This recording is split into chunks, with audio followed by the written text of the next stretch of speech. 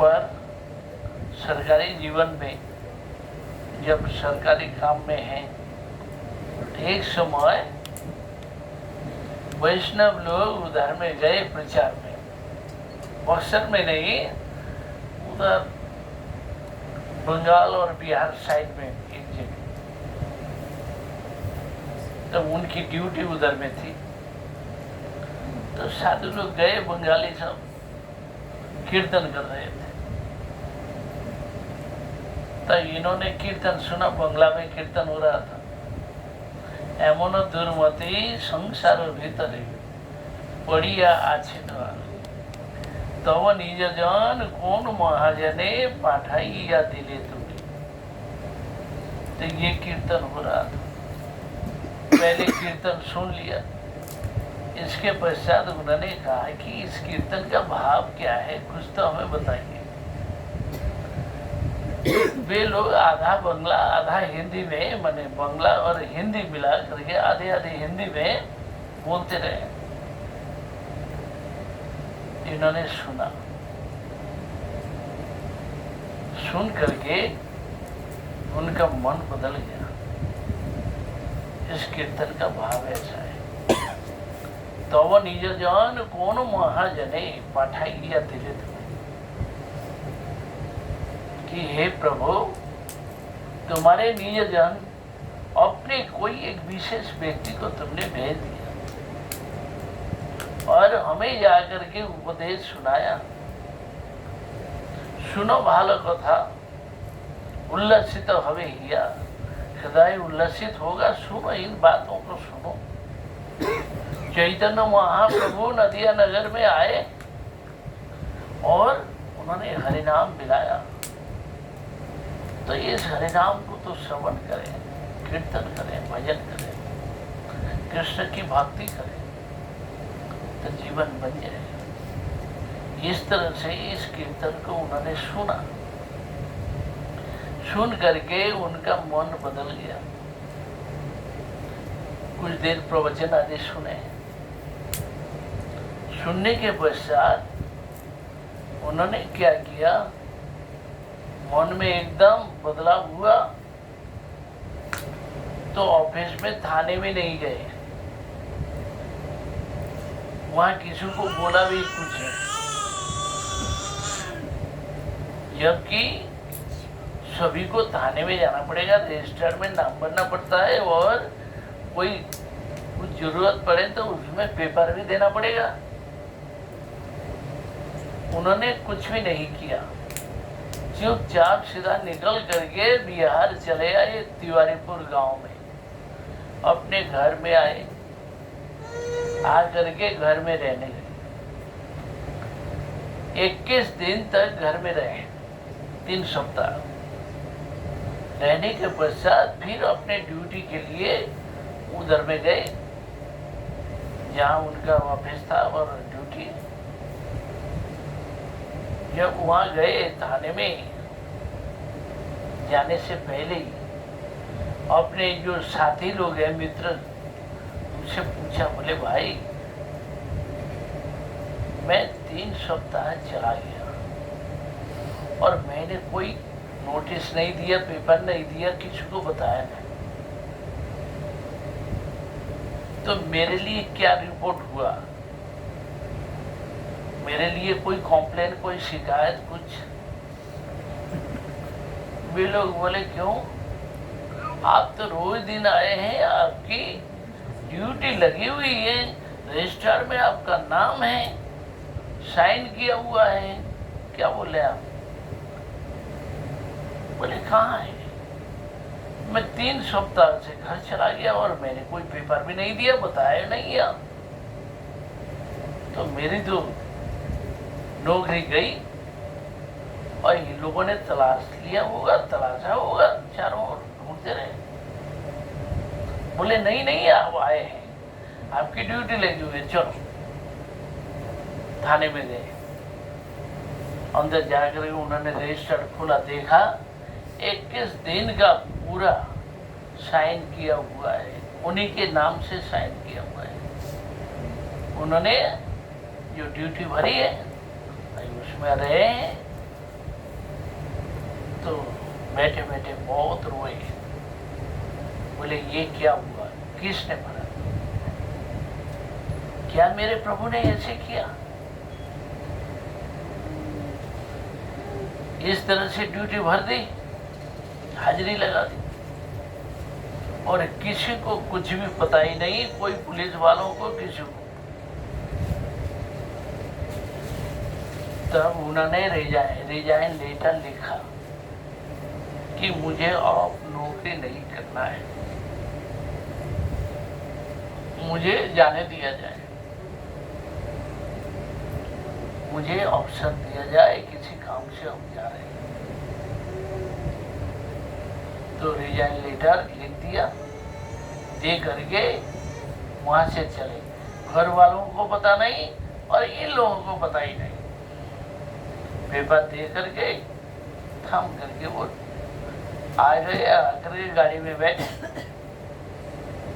तो नवद्वीप के लिए कोलकाता को एक गाड़ी जाती है उधर बिहार से, उसका नाम है राधिका विहार, गाड़ी का नाम।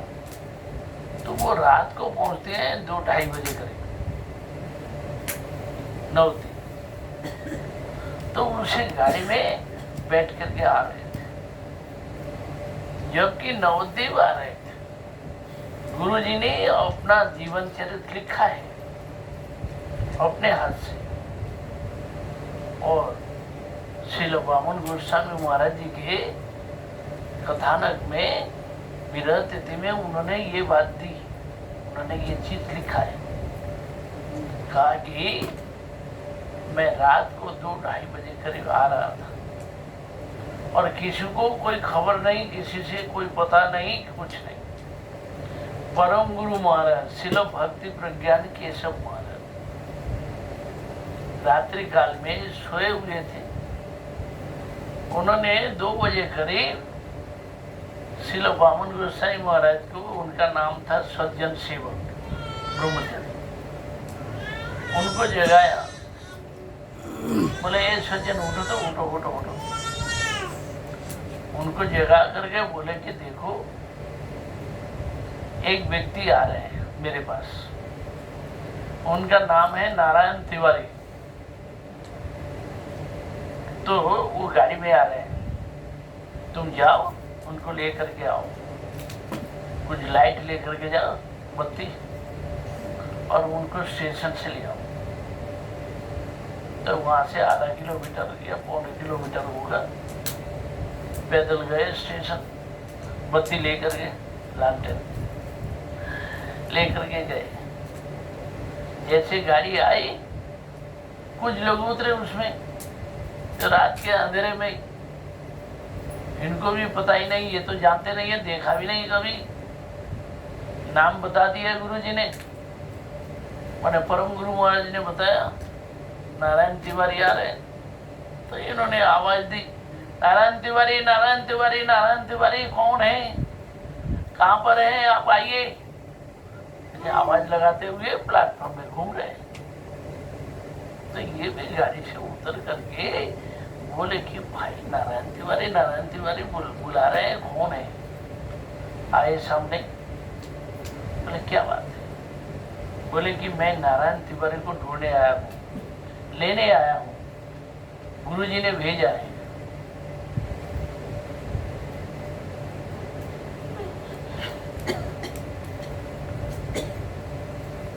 गुरुजी ने भेजा, मैंने तो कोई पत्र नहीं दिया, मैंने तो कोई समाचार नहीं दिया, और मैं कभी आया भी नहीं, तो कैसे जान गए? बोले गुरुजी रात को सो रहे थे, उन्होंने अचानक मुझे जगाया, बोले कि एक नारायण तिवारी आ रहे हैं इसी गाड़ी में, उनको लेके आओ। उन्होंने कहा इसलिए मैं आया आपको लेने के लिए।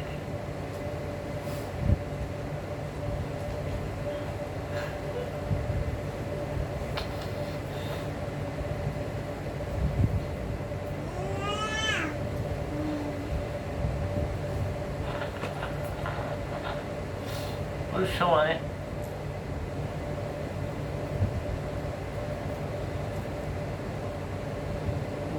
गए उनके साथ।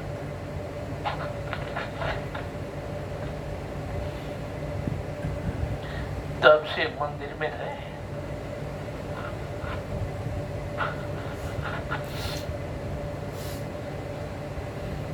और गुरु सेवा में उन्होंने अपने जीवन को सौंप दिया। तब से उन्होंने गुरु जी का आश्रय लिया, परम गुरु महाराज का, और मंदिर की सेवा में सब में रहे। बड़ी बड़ी परिक्रमा होती है तो उन सब में सारी व्यवस्था वो बनाते थे, और तब से सारी व्यवस्था देख देख सब कुछ। परम गुरु महाराज के जाने के पश्चात श्रील बामन गोस्वामी महाराज, श्रील नारायण गोस्वामी महाराज और त्रिविक्रम महाराज गौड़ीय वेदांत समिति के 3 पिलर बने, 3 स्तंभ, जो समिति की रक्षा करने के लिए, मिशन को बचाने के लिए 3 स्तंभ बन गए। और प्रचार प्रसार करना, लोगों को भक्ति में लाना, ये सब कार्य होता रहा। जबकि वे 69 में गए परम गुरु महाराज, तो 74 में मैं आ गया था। मैंने देखा नवद्वीप में जाकर के देवानंद गौड़ीय मठ को संभालना, क्योंकि वही बड़ा मठ है, उसको संभालना, उसकी व्यवस्था बनाना, सारा काम इनके हाथ में रहा। तो अपने हाथ से सारा संभालते थे, करते थे। यद्यपि मठ में उस समय इतना पैसा नहीं था, फिर भी सामान्य स्थिति में बड़ी अच्छी तरह से मैंने राजा की तरह ठाट बाट में चलता रहा। मैं भी 10 दिन में छोटा बच्चा था, मंदिर का 12 साल में आ गया। 250 साधु रहे हुआ, सब बड़े बड़े। मैं आ गया गुरु जी के पास, आकर के मैं उनके पास खूब घूमता हूँ, रहता हूँ उनके साथ, और छोटा सा हूँ। तो सब लोग बोले, भाई ये बालक बड़ा साहसी है, गुरु जी से डरता नहीं है और उनके पास में रहता है, इसको लगा देंगे, पैसा लेकर के आएगा गुरु जी से, क्योंकि उनसे पैसा निकालना पड़ेगा। मार्केटिंग बाजार के लिए जो कुछ है पैसा उनसे लेना पड़ेगा। और सभी लोग डरते थे, उनसे घबराते थे पैसा मांगने में। 10 बात का उत्तर भी देना पड़ेगा तो पैसा मिलेगा, तो सब घबराते थे। तो मुझे लगाया, तो मैं चला गया कि गुरु जी पैसा दीजिए, मार्केट चलाए, सब्जी लाएंगे, ये करेंगे, वो करेंगे। तो बोले, अरे तुम्हें किसने भेजा? बोले, ये बड़ों ने। बोले कि ये लोग सब आपको डरते हैं, आपसे बड़ा डर भय लगता है उनको, तो इसलिए उन लोगों ने भेज दिया मुझे, ये पर्चा लिख दिया, ये सामान लाना है, तो आप मुझे दीजिए। तो गुरु जी तब से देने लगे और बड़े प्रसन्न थे, बड़ी खुशहाली। उनका जो नियम था, जैसे भजन करने में, वैसे दूसरों को भक्ति में लगाने के लिए बहुत कड़क थे। उनके सामने खड़ा हूं, जूता, छतरी, लाठी, जो कुछ भी हाथों में मिलेगा फटाक से मार देंगे, और कोई रोकथाम नहीं। तो सब लोग घबराते थे, और सभी नवयुवक हैं, सब बड़े बड़े हैं, तो बहुत कड़क शासन भी करते थे और बहुत प्यार करते थे। खुद प्रवचन में जाएंगे, सबको बैठाएंगे, और प्रवचन में जब आते हैं नवद्वीप में, उस समय मैंने देखा कि लोग सब दौड़ दौड़ करके आते हैं। जो कोई दौड़ के आए और महाराज जी के बैठने के पश्चात यदि आए कोई और उन्होंने देख लिया, बोले ए खड़े हो जाओ, क्यों देर करके आया? मेरे आने के पश्चात आ रहे हो, पहले नहीं आया, यहाँ कीर्तन में नहीं बैठा, खड़े हो जाओ। उनको खड़ा रहना पड़ेगा, फिर खड़े खड़े ही वो प्रवचन सुनेंगे, बैठ नहीं पाएंगे, ऐसे ही करवा देते। फिर हर व्यक्ति को पूछेंगे, बोले ये श्लोक का उत्तर क्या है, ये श्लोक क्या है बताओ। हर कोई प्रश्न का उत्तर देना पड़ेगा,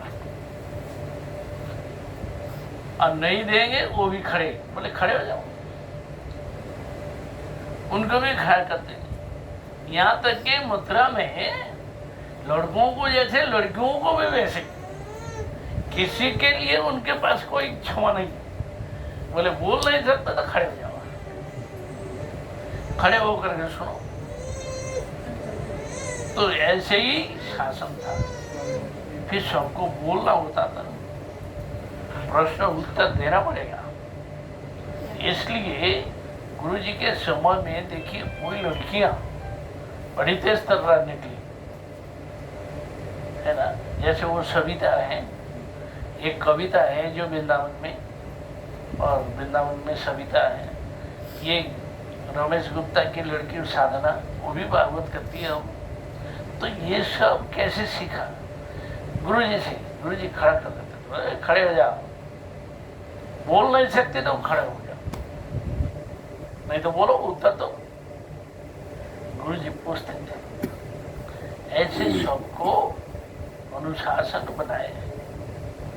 और उनको मैंने देखा, जब हम मथुरा में आए तो 76 में 75, हाँ 76 परिक्रमा करके हम 76 के शुरुआती में आ गए, मथुरा में आए।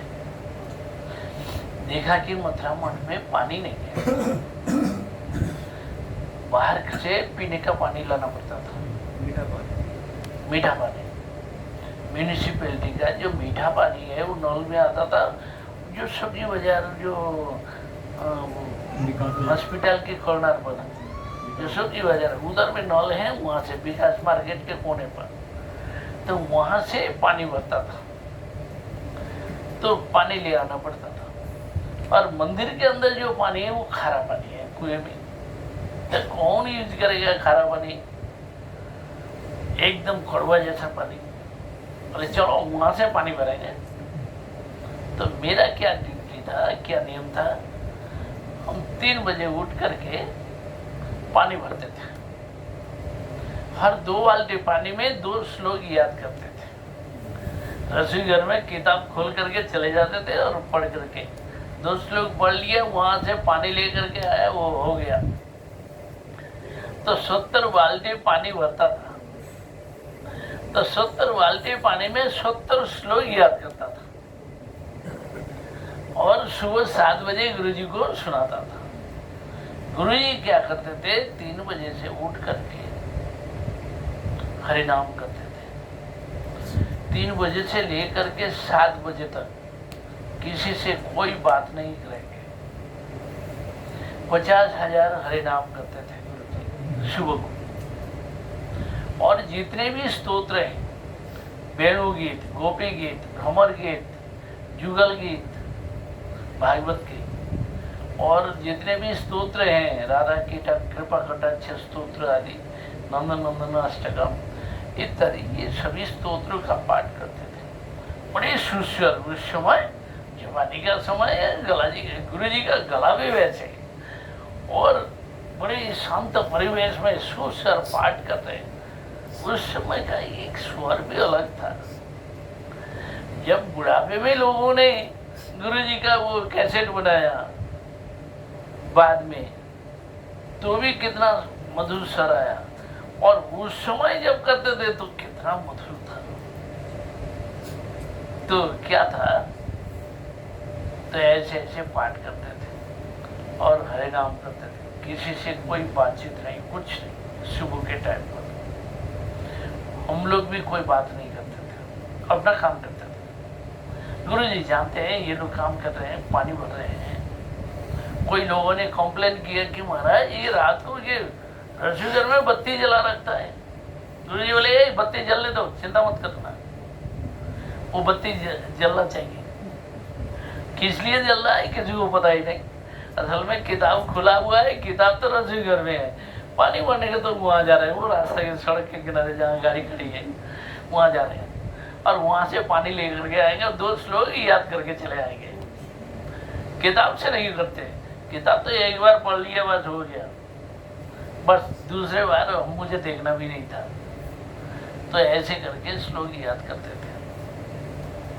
तो क्या था, गुरु जी सुबह सुबह ऐसे हरिनाम करके स्तोत्र आदि पाठ करके फ्री हो जाते थे।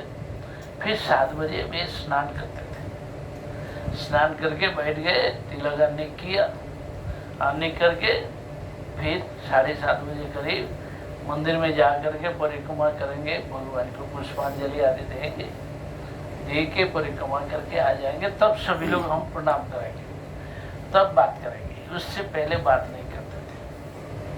तो इस तरह से ये नियम था। फिर 7:30 बजे के बाद में मैं गुरु जी को पहले श्लोक सुनाता था कि गुरु जी मेरा श्लोक पहले सुन लीजिए, इसके बाद आपको खाना मिलेगा, नाश्ता देंगे। तो पहले हम श्लोक सुनाते थे, सारा श्लोक सुना करके बस हो गया। फिर महाराज जी के लिए प्रसाद लेकर के आएंगे, तब तो प्रसाद देंगे। हम भी बड़ा दुष्ट था, कभी कभी यदि प्रवचन करने नहीं दिया, बोले कि अब खाना नहीं मिलेगा, बोले मुझे आज प्रवचन करने नहीं दिया इसलिए खाना भी नहीं मिलेगा। दूसरे लोग आकर के प्रसाद देते। ऐसे हम लोगों का बड़ा रगड़ झगड़ चलता था गुरु जी के साथ। तो बचपन के सब शैतान थे हम लोग, बदमाश, पर गुरु जी सबको बड़े प्यार करते थे, खूब प्यार करते थे, सबसे मिले और हंसमुख, हमेशा प्रसन्न चित्त। तो क्या होता था, इधर दूसरों के लिए जो हम की तरह सभी लोग घबराते हैं और हम लोग घर में हैं, हमें कोई डर भय नहीं है। उनकी हम सेवा करते थे, रसोई बनाते थे, फिर स्कूल में जाकर के पढ़ते थे माधव चतुर्वेद में। फिर शाम को आकर के गुरु जी को फल और थोड़ा सा पनीर दिया, बस छाना और फल दे दिया, बैठ गए। बोले आओ इधर आ जाओ। सब लोग किताब लेकर के बैठते तो पढ़ाते थे शाम को। इसी तरह से पढ़ाई होती थी। गुरु जी का ये नियम था हम लोगों को पढ़ाने के लिए। पहले जब हमें किताब दिया था शुरुआती में 6 संदर्भ दिया था। 6 संदर्भ जो कि कृष्ण संदर्भ, प्रीति संदर्भ, तत्व संदर्भ, ये सभी, परमात्मा संदर्भ, ब्रह्म संदर्भ इत्यादि। अच्छा, गुरु जी ने परीक्षा के लिए वो किताब दे दी 6 संदर्भ। और ये जो 6 संदर्भ है ये एमए पीएचडी वालों के लिए, साधारण व्यक्ति के लिए नहीं। इतना ऊंचा किताब तो हमें तो पता ही नहीं, गुरु जी ने दिया, बोले इसको पढ़ो। तो हमने लिया। गुरु जी बोले एक कंडीशन है। बोले क्या? जितना पढ़ोगे उतना हमें सुनाना पड़ेगा। तुमने क्या पढ़ा है, क्या सीखा है इसमें से, और वो पढ़ करके हमें बोलना है, फिर आगे पढ़ोगे। तो मैंने कहा ठीक है। रोज दिन पढ़ता था और बोलता था गुरु जी को, और उसमें मुंह खुल गया था हम लोगों का, डर भय भी और समाप्त हो गया। हर बातों में प्रश्न उठा देता, क्यों क्यों क्यों, हर बातों में क्यों लगा देता। तो गुरु जी बोलते थे, समझाते थे। तो इसी तरह से हम लोग पढ़ते रहे। और इधर मथुरा में आकर के सभी किताब पढ़ते थे। एक पैराग्राफ पढ़ना हो गया, बोले कि बोलो अब क्या समझाए, बताओ। सब लोगों को बोलना पड़ेगा, फिर गुरुजी समझाएंगे। पहले हम लोगों को बोलना पड़ेगा, पढ़ के फिर गुरुजी समझाएंगे। तो वो पक्का कर देते थे, समझा करके बोले ये बात है, ये सिद्धांत है, ये स्थिति है, ये। तो इससे क्या होता था, हम लोगों की पढ़ाई होती थी। ऐसे करके गुरुजी ने देखा, बहुत समय तक उन्होंने हम लोगों को पढ़ाया सिखाया। सभी ग्रंथों पर वैसे प्रवचन भी करते थे, वो उसमें भी सिखाने की बात होती थी। तो ऐसे चलता रहा। उधर में स्वामी महाराज जी चले गए, इस्कॉन के स्वामी महाराज। जाने के पश्चात उन्होंने भी कह दिया कि हमारे शिष्यों को हम बंदरों को पकड़ करके लाए, इनको हम सिखा नहीं पाए, वो बंदर ही बंदर हैं, इन बंदरों को कुछ सिखाना पड़ेगा, ये आप जिम्मेदारी ले लें, इनको कुछ सिखा। तो इसलिए जब स्वामी प्रभुपाद चले गए, जाने के पश्चात वे लोग आ गए गुरुजी के पास, तो गुरुजी उनको भी पढ़ाते थे, सिखाते थे। 96 तक उन लोगों को खूब सिखाया, पढ़ाया, सभी ग्रंथों में उनको प्रवेश दिलाया, और मठ मंदिर चलाने के लिए कैसे मैनेजमेंट करना है, क्या करना, सारी व्यवस्था उनको दे दी, सिखाया। इसलिए इसको अच्छी तरह से चलता रहा, जो गुरुजी का उनको गाइडेंस मिला। उस गाइडेंस के साथ साथ वे लोग स्टैंड हुए और फिर अपना मिशन चलाने लग गए इस तरह से। और फिर गुरुजी 96 में विदेश यात्रा की, तब से विदेश में जाकर के प्रचार करने लगे। तो प्रभुपाद जी के जितने भी शिष्य थे, पुराने वे सब लोग गुरुजी के पास आने लगे। इस तरह से गुरुजी का भी प्रचार चलता रहा। मैंने भी देखा, मैंने 98 से जाना शुरू किया, तब से चलता रहा। तो गुरुजी विदेश यात्रा में खूब गए, जहाँ कहीं गए लोगों में खूब भक्ति विचार दिया, भक्ति भाव दिया। गुरुजी के जीवन यात्रा में उनके प्रचार प्रसार में एक विशेष बातें रही, जो कि सामान्य रूप से लोगों में विधि भक्ति को जोर दिया कि रूल रेगुलेशन, नियम कानून को पालन करें, आचार संहिता पालन करें, भक्ति में भजन में बढ़े, ये दिखाया गया। गुरुजी ने उसके साथ साथ रागानुगा भक्ति, इसके ऊपर जोर दिया कि ब्रजवासियों का जैसा भाव है, उस भाव के अनुसार भक्ति में प्रवेश करें। फिर उन्होंने रूप सनातन मठ बनाया, नामकरण। गुरुजी ने मुझसे पूछा, उस मंदिर का काम तो मेरे हाथ में ही था, मैंने ही किया था। तो गुरुजी ने पूछा, बोले क्या नाम देना चाहिए? मैंने कहा गुरुजी, यहाँ रूप गोस्वामी सनातन गोस्वामी जी ने भजन किया, सेवा कुंज निकुंज वन में रहे, राधा दामोदर में, इसलिए हमारे गोस्वामियों का नाम रहने से तो बड़ा अच्छा रहेगा, तो उनका नाम दिया जाए, रूप सनातन। तो बोले ये तुम अच्छी बात कही, रूप सनातन गौड़ीय मठ होगा। तब से गुरुजी ने उसका नाम भी रूप सनातन गौड़ीय मठ कर दिया। फिर दोनों की मूर्ति बना करके वहां बैठा दिया, बार में सिंहासन में, तो रूप सनातन गौड़ीय मठ बना। तब से क्या हुआ कि प्रतिवर्ष गुरुजी रूप गोस्वामी जी की तिथि में विरह तिथि मनाते हैं, और 4-5 दिन का बड़ा उत्सव भी मनाते हैं वृंदावन में। और उसमें क्या होता है, रूप गोस्वामी जी की विशेष कथाएं होती है, बड़े बड़े संतों को, साधुओं को बुलाए जाते हैं। तो इससे एक विशेष प्रभाव पड़ा।